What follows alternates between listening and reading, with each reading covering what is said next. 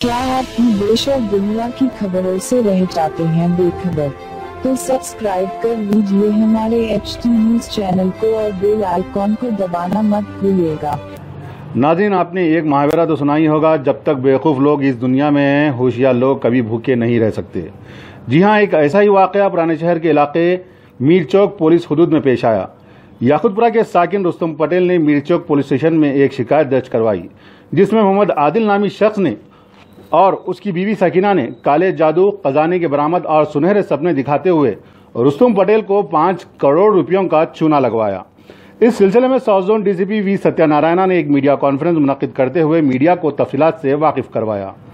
DCP ने अपनी तफसीलात में कहा कि मीर चौक इंस्पेक्टर बालू चौहान और उनकी टीम ने इस सिलसिले में 3 अफराद बमशमूल एक खातून को अपनी हिरासत में ले लिया। यहाँ ये जिक्र बेवजह न होगा कि पुलिस ने वेस्ट जोन रॉडी शीटर मोहम्मद यूसुफ उर्फ जंगली यूसुफ को भी इस केस की एक कड़ी के तौर पर मुलविस करते हुए मामूली मुकदमे के तौर पर अपनी हिरासत में ले लिया।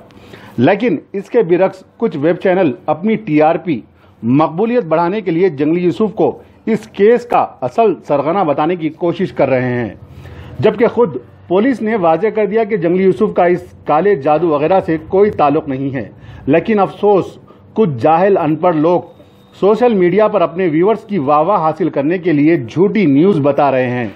नाजरीन, इस पूरे केस में एक बात तो समझ में आ गई है कि पुलिस रॉडीइज्म के खिलाफ है, लेकिन रॉडी शीटर्स के खिलाफ नहीं है। जंगली यूसुफ का ये चीटिंग का कोई ताल्लुकत नहीं, लेकिन बीच में एजेंडा फ्लैक्स लेने में कुछ ही धमकी दे दिया।